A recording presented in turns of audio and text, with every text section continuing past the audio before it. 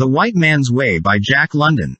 To cook by your fire and to sleep under your roof for the night, I had announced on entering old Ebbets's cabin, and he had looked at me blear-eyed and vacuous, while Zillah had favored me with a sour face and a contemptuous grunt. Zillah was his wife, and no more bitter-tongued, implacable old squaw dwelt on the Yukon. Nor would I have stopped there had my dogs been less tired or had the rest of the village been inhabited. But this cabin alone had I found occupied, and in this cabin, perforce, I took my shelter. Old Ebbets now and again pulled his tangled wits together, and hints and sparkles of intelligence came and went in his eyes. Several times during the preparation of my supper he even essayed hospitable inquiries about my health, the condition and number of my dogs, and the distance I had traveled that day. And each time Zillah had looked sourer than ever and grunted more contemptuously.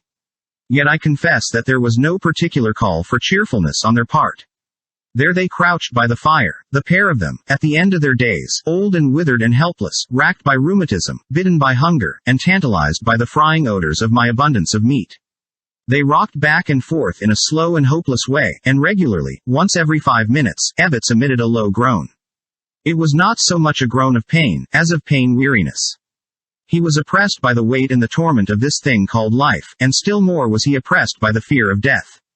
His was that eternal tragedy of the aged, with whom the joy of life has departed and the instinct for death has not come. When my moose meat spluttered rowdily in the frying pan, I noticed old Ebbets's nostrils twitch and distend as he caught the food scent.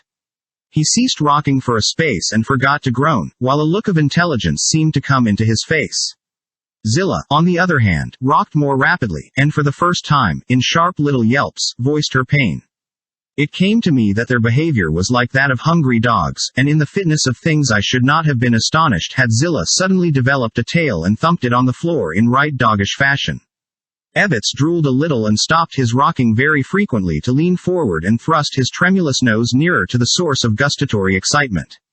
When I passed them each a plate of the fried meat, they ate greedily, making loud mouth noises, champings of worn teeth and sucking intakes of the breath, accompanied by a continuous spluttering and mumbling. After that, when I gave them each a mug of scalding tea, the noises ceased. Easement and content came into their faces. Zillah relaxed her sour mouth long enough to sigh her satisfaction. Neither rocked any more, and they seemed to have fallen into placid meditation. Then a dampness came into Ebbets's eyes, and I knew that the sorrow of self-pity was his. The search required to find their pipes told plainly that they had been without tobacco a long time, and the old man's eagerness for the narcotic rendered him helpless, so that I was compelled to light his pipe for him. "Why are you all alone in the village?" I asked. "Is everybody dead? Has there been a great sickness? Are you alone left of the living?" Old Ebbets shook his head, saying, "Nay, there has been no great sickness. The village has gone away to hunt meat. We be too old, our legs are not strong, nor can our backs carry the burdens of camp and trail. Wherefore we remain here and wonder when the young men will return with meat." "What if the young men do return with meat?" Zillah demanded harshly. "They may return with much meat," he quavered hopefully. "Even so, with much meat," she continued, more harshly than before. "But of what worth to you and me? A few bones to gnaw in our toothless old age. But the back fat, the kidneys, and the tongues, these shall go into other mouths than thine and mine, old man." Ebbets nodded his head and wept silently. "There be no one to hunt meat for us," she cried, turning fiercely upon me. There was accusation in her manner, and I shrugged my shoulders in token that I was not guilty of the unknown crime imputed to me. "No, O white man, that it is because of thy kind, because of all white men, that my man and I have no meat in our old age and sit without tobacco in the cold." "Nay," Ebbets said gravely, with a stricter sense of justice. "Wrong has been done us, it be true, but the white men did not mean the wrong." "Where be Mauchline?" she demanded. "Where be thy strong son, Mauchline, and the fish he was ever willing to bring that you might eat?" The old man shook his head. "And where be Darshik, thy strong son? Ever was he a mighty hunter, and ever did he bring thee the good back fat and the sweet dried tongues of the moose and the caribou. I see no back fat and no sweet dried tongues. Your stomach is full with emptiness through the days, and it is for a man of a very miserable and lying people to give you to eat." "Nay," old Ebbets interposed in kindliness, "the white man's is not a lying people. The white man speaks true. Always does the white man speak true." He paused, casting about him for words wherewith to temper the severity of what he was about to say. "But the white man speaks true in different ways. Today he speaks true one way, tomorrow he speaks true another way, and there is no understanding him nor his way. Today speak true one way, tomorrow speak true another way, which is to lie, was Zilla's dictum. There is no understanding the white man, Ebbets went on doggedly.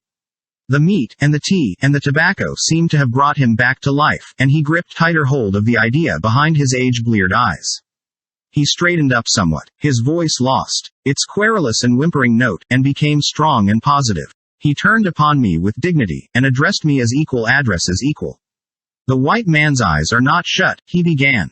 The white man sees all things, and thinks greatly, and is very wise. But the white man of one day is not the white man of next day, and there is no understanding him. He does not do things always in the same way. And what way his next way is to be, one cannot know. Always does the Indian do the one thing in the one way. Always does the moose come down from the high mountains when the winter is here. Always does the salmon come in the spring when the ice has gone out of the river.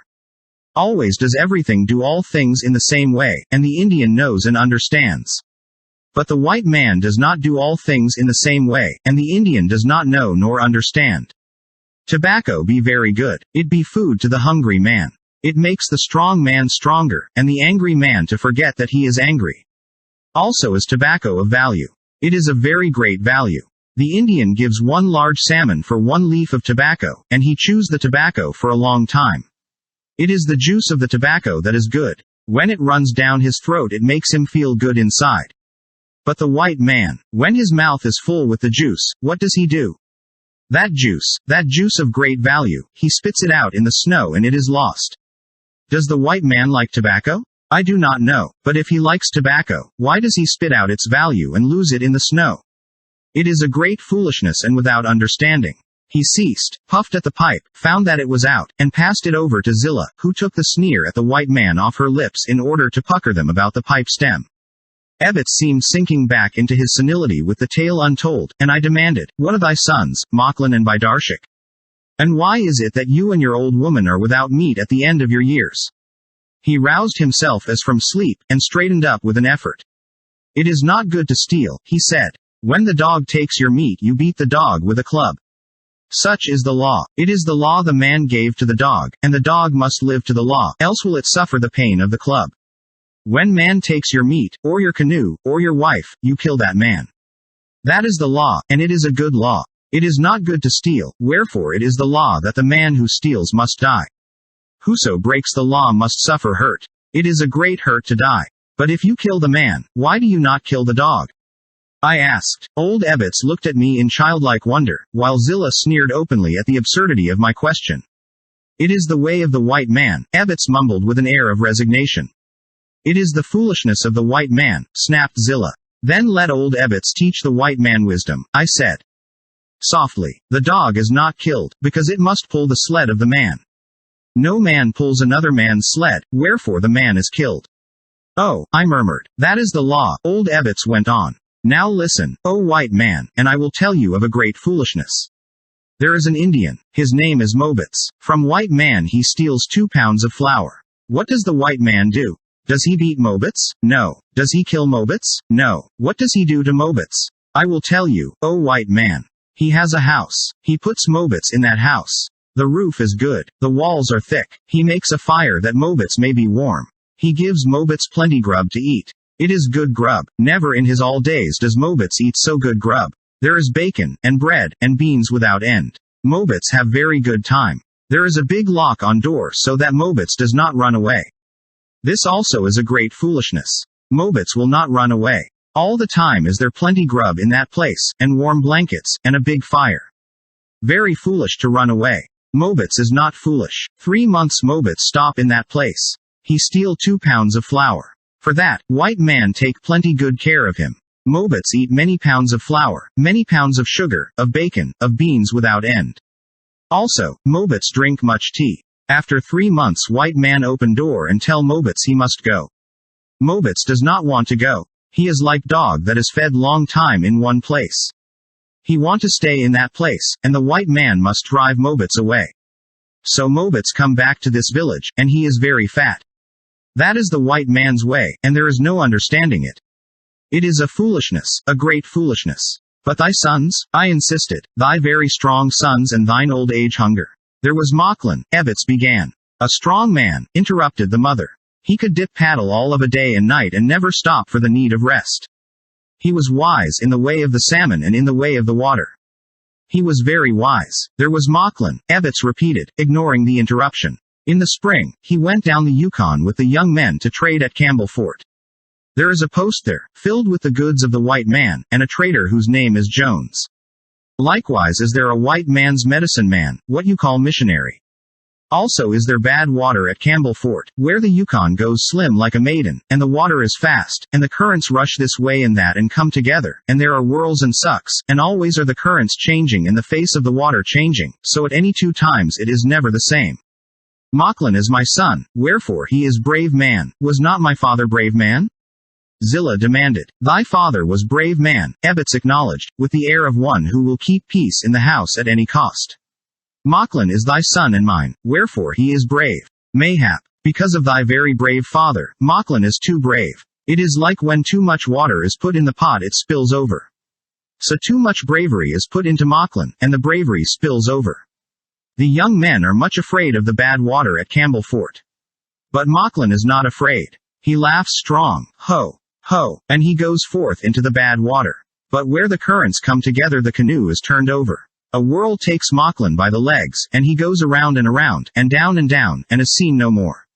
I, wailed Zillah. Crafty and wise was he, and my firstborn. I am the father of Mocklin, Ebbets said, having patiently given the woman space for her noise. I get into canoe and journey down to Campbell Fort to collect the debt. Debt, interrupted. What debt? The debt of Jones, who is chief trader, came the answer. Such is the law of travel in a strange country. I shook my head in token of my ignorance, and Ebbets looked compassion at me, while Zillah snorted her customary contempt. Look you, O white man, he said. In thy camp is a dog that bites. When the dog bites a man, you give that man a present because you are sorry and because it is thy dog. You make payment, is it not so? Also, if you have in thy country bad hunting, or bad water, you must make payment. It is just. It is the law. Did not my father's brother go over into the Tanana country and get killed by a bear? And did not the Tanana tribe pay my father many blankets and fine furs? It was just. It was bad hunting, and the Tanana people made payment for the bad hunting. So I, Ebbets, journeyed down to Campbell Fort to collect the debt. Jones, who is chief trader, looked at me, and he laughed. He made great laughter, and would not give payment. I went to the medicine man, what you call missionary, and had large talk about the bad water and the payment that should be mine. And the missionary made talk about other things. He talk about where Mocklin has gone, now he is dead.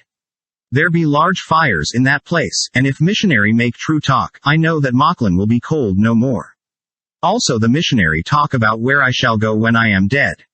And he say bad things. He say that I am blind. Which is a lie. He say that I am in great darkness. Which is a lie. And I say that the day come and the night come for everybody just the same, and that in my village it is no more dark than at Campbell Fort. Also, I say that darkness and light and where we go when we die be different things from the matter of payment of just debt for bad water. Then the missionary make large anger, and call me bad names of darkness, and tell me to go away.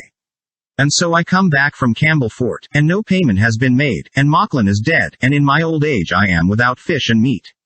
Because of the white man, said Zillah. Because of the white man, Ebbets concurred. And other things because of the white man. There was Bidarshik. One way did the white man deal with him, and yet another way for the same thing did the white man deal with Yamikan.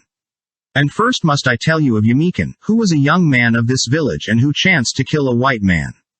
It is not good to kill a man of another people. Always is there great trouble. It was not the fault of Yamikan that he killed the white man. Yamikan spoke always soft words and ran away from wrath as a dog from a stick. But this white man drank much whiskey, and in the nighttime came to Yamikan's house and made much fight. Yamikan cannot run away, and the white man tries to kill him. Yamikan does not like to die, so he kills the white man. Then is all the village in great trouble. We are much afraid that we must make large payment to the white man's people, and we hide our blankets, and our furs, and all our wealth, so that it will seem that we are poor people and can make only small payment. After long time white men come. They are soldier white men, and they take Yamikan away with them. His mother make great noise and throw ashes in her hair, for she knows Yemikin is dead. And all the village knows that Yemikin is dead, and is glad that no payment is asked. That is in the spring when the ice has gone out of the river. 1 year go by, 2 years go by. It is springtime again, and the ice has gone out of the river. And then Yemikin, who is dead, comes back to us, and he is not dead, but very fat, and we know that he has slept warm and had plenty grub to eat. He has much fine clothes and is all the same white man, and he has gathered large wisdom so that he is very quick head man in the village. And he has strange things to tell of the way of the white man, for he has seen much of the white man and done a great travel into the white man's country. First place, soldier white men take him down the river long way. All the way do they take him down the river to the end, where it runs into a lake which is larger than all the land and large as the sky. I do not know the Yukon is so big river, but Yemikin has seen with his own eyes. I do not think there is a lake larger than all the land and large as the sky, but Yemikin has seen. Also, he has told me that the waters of this lake be salt, which is a strange thing and beyond understanding.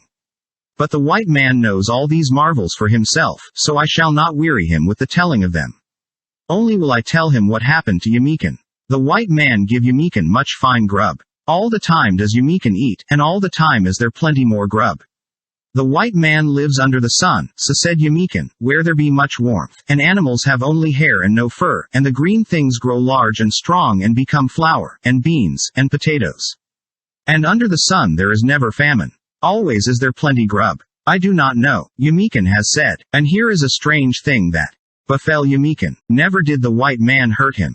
Only did they give him warm bed at night and plenty fine grub. They take him across the salt lake which is big as the sky. He is on white man's fire boat, what you call steamboat, only he is on boat maybe 20 times bigger than steamboat on Yukon. Also, it is made of iron, this boat, and yet does it not sink. This I do not understand, but Yemikin has said, I have journeyed far on the iron boat, behold. I am still alive. It is a white man's soldier boat with many soldier men upon it. After many sleeps of travel, a long, long time, Yemikin comes to a land where there is no snow.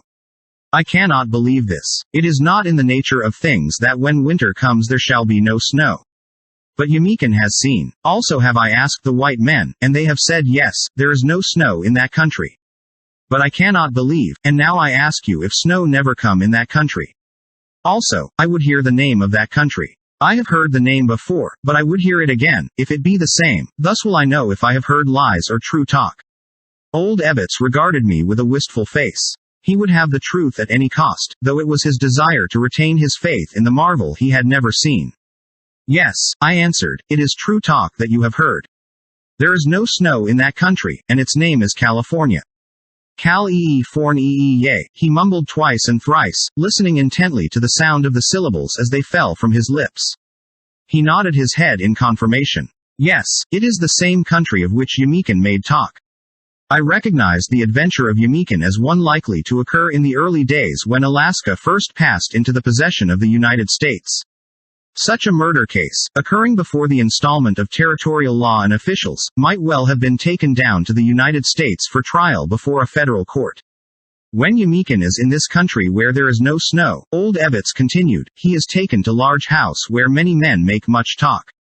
Long time men talk, also many questions do they ask Yemikin. By and by they tell Yemikin he have no more trouble. Yemikin does not understand, for never has he had any trouble. All the time have they given him warm place to sleep and plenty grub. But after that they give him much better grub, and they give him money, and they take him many places in white man's country, and he see many strange things which are beyond the understanding of Ebbets, who is an old man and has not journeyed far. After 2 years, Yemikin comes back to this village, and he is head man, and very wise until he dies. But before he dies, many times does he sit by my fire and make talk of the strange things he has seen. And by Darshik, who is my son, sits by the fire and listens, and his eyes are very wide and large because of the things he hears. One night, after Yemikin has gone home, Darshik stands up, so, very tall, and he strikes his chest with his fist, and says, When I am a man, I shall journey in far places, even to the land where there is no snow, and see things for myself. Always did Darshik journey in far places, Zilla interrupted proudly. It be true, Ebbets assented gravely. And always did he return to sit by the fire and hunger for yet other and unknown far places. And always did he remember the salt lake as big as the sky and the country under the sun where there is no snow, quoth Zillah. And always did he say, when I have the full strength of a man, I will go and see for myself if the talk of Yemikin be true talk, said Evetz. But there was no way to go to the white man's country, said Zillah. Did he not go down to the salt lake that is big as the sky? Evetz demanded. And there was no way for him across the salt lake, said Zillah. Save in the white man's fireboat which is of iron and is bigger than 20 steamboats on the Yukon, said Evetz. He scowled at Zillah, whose withered lips were again writhing into speech, and compelled her to silence.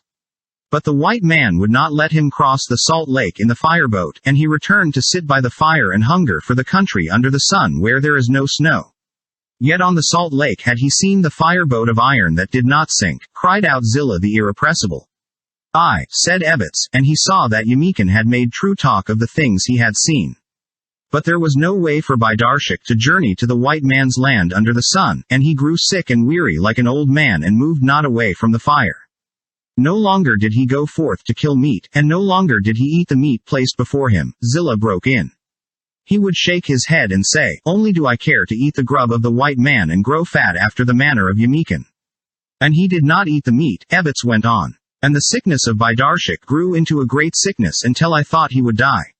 It was not a sickness of the body, but of the head. It was a sickness of desire.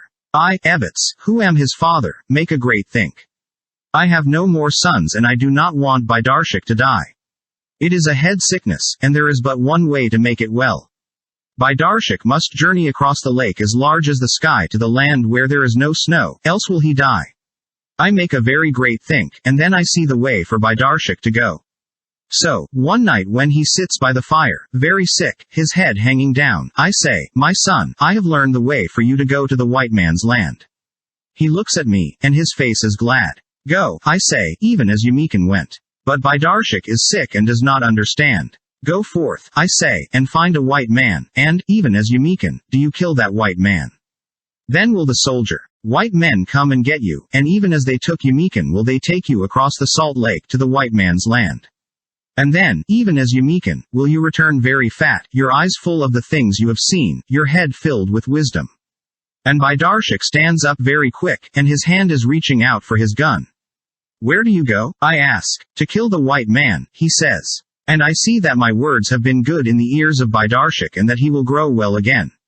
Also do I know that my words have been wise. There is a white man come to this village. He does not seek after gold in the ground, nor after furs in the forest.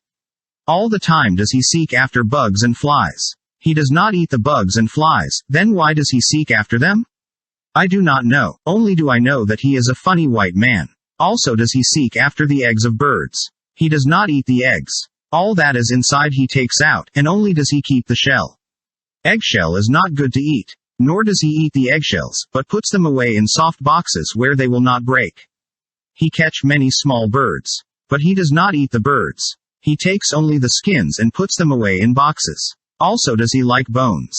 Bones are not good to eat. And this strange white man likes best the bones of long time ago which he digs out of the ground. But he is not a fierce white man, and I know he will die very easy, so I say to Bidarshik, my son, there is the white man for you to kill. And Bidarshik says that my words be wise. So he goes to a place he knows where are many bones in the ground. He digs up very many of these bones and brings them to the strange white man's camp. The white man is made very glad. His face shines like the sun, and he smiles with much gladness as he looks at the bones. He bends his head over, so, to look well at the bones, and then Bidarshik strikes him hard on the head, with axe, once, so, and the strange white man kicks and is dead. Now, I say to Bidarshik, will the white soldier men come and take you away to the land under the sun, where you will eat much and grow fat? Bidarshik is happy, already has his sickness gone from him, and he sits by the fire and waits for the coming of the white soldier men. How was I to know the way of the white man is never twice the same, the old man demanded, whirling upon me fiercely. How was I to know that what the white man does yesterday he will not do today, and that what he does today he will not do tomorrow? Evetz shook his head sadly. There is no understanding the white man. Yesterday he takes Yemikin to the land under the sun and makes him fat with much grub. Today he takes Bidarshik and, what does he do with Bidarshik? Let me tell you what he does with Bidarshik. I, Evitz, his father, will tell you. He takes Bidarshik to Campbell Fort, and he ties a rope around his neck, so, and, when his feet are no more on the ground, he dies. I, wailed Zillah. And never does he cross the lake large as the sky, nor see the land under the sun where there is no snow. Wherefore, old Evitz said with grave dignity, there be no one to hunt meat for me in my old age, and I sit hungry by my fire and tell my story to the white man who has given me grub, and strong tea, and tobacco for my pipe. Because of the lying and very miserable white people, Zillah proclaimed shrilly. Nay, answered the old man with gentle positiveness. Because of the way of the white man, which is without understanding and never twice the same. The end.